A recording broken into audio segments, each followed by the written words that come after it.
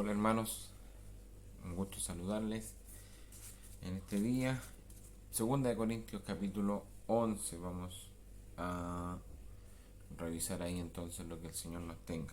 Oramos al Señor. Gracias Padre por tu palabra, gracias porque tú eres fiel, eres nuestro creador y conoces las profundidades de nuestro corazón, de nuestra vida y lo que está escondido ahí dentro de nosotros tú lo conoces. Pero tu palabra, Señor, nos ayuda. Tu palabra, Señor, nos muestra nuestro error, nuestra falla, nuestro pecado. Y ayúdanos, Señor, para que nos limpiemos. Gracias, Señor, por tu palabra. En el nombre de Jesús. Amén.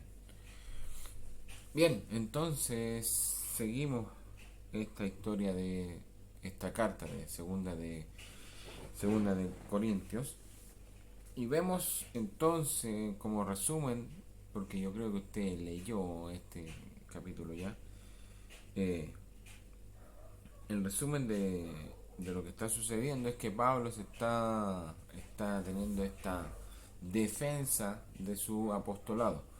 Entonces, ya lo vimos en el capítulo 10, eh, el día de ayer, como está Pablo argumentando lo que es su apostolado y ahora sigue en esta misma dirección.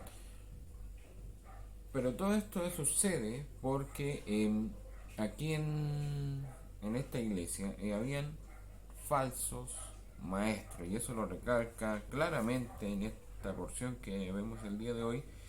En el versículo 13 dice, porque estos son falsos apóstoles, obreros fraudulentos que se disfrazan como apóstoles de Cristo.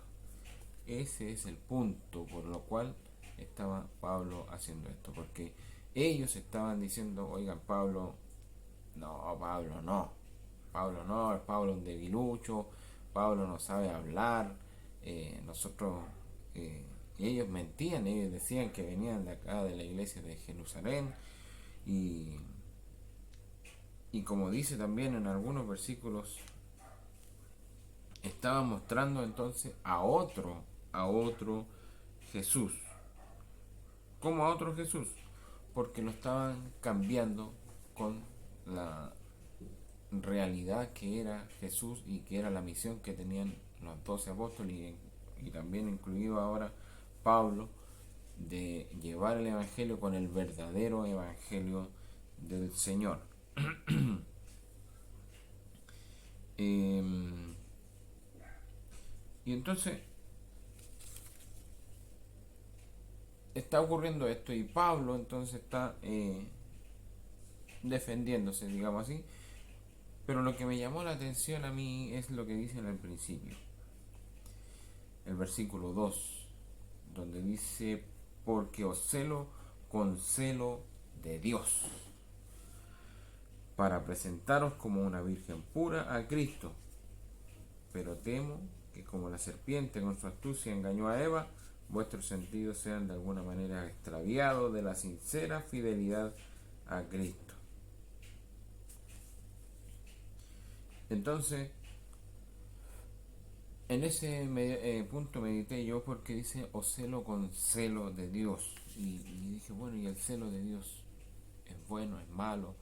Bueno, hablamos del celo de Dios, es bueno porque Dios dijo, yo soy celoso, fuerte y celoso, dice el Antiguo Testamento. Y Pablo está teniendo este mismo celo por los hermanos de Corinto. Pero para entender bien esto, porque nosotros escuchamos celo y entendemos el celo como algo humano, lo que sucede en las parejas, cuando hay un egoísmo, una posesión egoísta de las cosas, de las personas. Y ese es lo que tenemos de celo, pero cuando hablamos del celo del Señor, lo que estamos viendo ahí es amor del Señor, porque Él eh, tiene un propósito en nuestras vidas, tiene un propósito en nuestras vidas, y el propósito obviamente es para glorificarle, pero también es un propósito de beneficio para nosotros. Entonces, este celo de Dios no es por egoísmo, es eh, para que nosotros cumplamos los propósitos de Él. Entonces, si hay algo que desvía mi atención hacia Él, si hay algo que distrae mi devoción hacia Él, mi amor hacia Él, va entonces también a, a, a todo ese propósito, va a perder su rumbo, va a perder su proyección, o lo que estábamos creciendo va a perder ese crecimiento, porque vamos a perder de visión ese amor que tenemos hacia Él, y ese es el celo de Dios, porque Él quiere de nosotros nuestra santidad, quiere de nosotros que haya pureza, y eso es lo que estaba sucediendo aquí a los hermanos, permitiendo que estos falsos apóstoles, estos falsos obreros, eh, como dice esos versículos, así como Eva fue engañada, así también ellos podían ser engañados. Y si recordamos ese pasaje de Eva, fue algo tan sutil que usó Satanás. Solamente con decir no moriréis fue el engaño que causó todo el desastre. Entonces los falsos maestros que estaban ahí eh, no se notaban como falsos maestros, y eso lo dice al final Pablo, porque después del versículo 13, que viene el 14, dice, y no es maravilla, porque el mismo Satanás se disfraza como ángel de luz. O sea, si viéramos a Satanás así de forma palpable, no nos daría miedo, no nos asustaría, no lo reconoceríamos como alguien infernal, sino que todo lo contrario, porque él se disfraza como ángel de luz. Y estos maestros estaban haciendo esto sutilmente y muy hábiles para engañar a los hermanos que estaban ahí. Y, y Pablo amaba a los corintios, por eso tenía que dar esta defensa de lo que significaba su apostolado y su trabajo en el Señor. Por eso habla tanto de que por qué le explicaba por qué él no le estaba cobrando, porque en ese tiempo se cobraba, y el que no cobraba era mirado mal. Por eso él les explicaba por qué no cobraba, y, y veía cómo él suplía sus necesidades a través de otros lados. Por eso él explicaba todas las situaciones para ir defendiendo lo que él estaba haciendo y que estaba respaldado por el Señor. De que a lo mejor él no hablaba como quizás hablaban esos maestros que tenían oratoria y estaban más preparados quizás para eh, dar mensajes más entretenidos o más con mayor cantidad de palabras. Como él dice, aquí mi palabra es un poquito dura por lo que ellos decían, pero era sincero y eran palabras de Dios. Entonces, con lo que yo medité, es tan fácil distraernos, es tan fácil perder el rumbo, es tan fácil caer en mentiras sutiles, en mentiras que eh, cuando una verdad no es completa, es como más fácil para creer. Y en eso debemos tener mucho cuidado.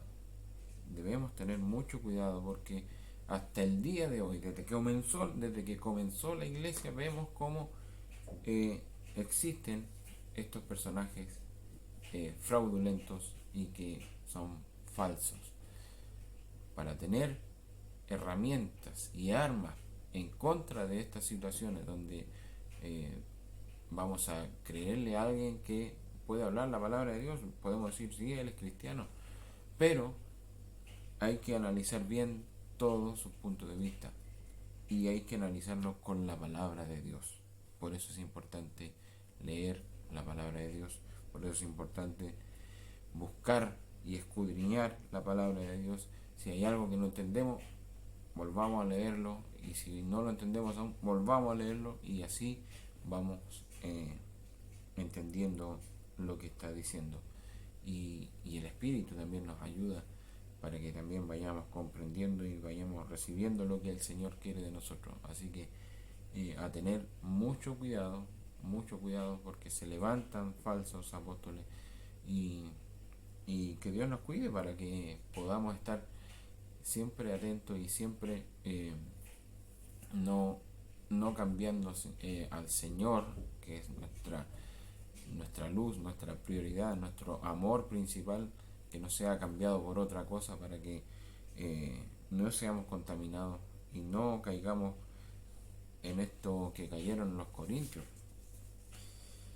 Por eso dice Pablo en el último versículo: así que no es extraño si también sus ministros se disfrazan como ministros de justicia, cuyo fin será conforme a sus obras. Y esperando entonces que afirmemos nuestros pasos en la palabra del Señor. Tenemos campañas descubriendo verdades, donde leemos la palabra del Señor, donde nos acercamos al Señor a través de su palabra, nos limpiamos a través de su palabra, pero así, firmes y con deseo de no ser eh, tan fácilmente distraídos por algún mensaje que no esté de lleno basado en la palabra del Señor. Así que eso quería compartir con ustedes. Eh, es un capítulo donde hay mucho que podemos sacar, pero en eso medité yo y eso quería compartirle. Así que eso, queridos hermanos, un saludo a todos y nos estamos viendo. Un abrazo.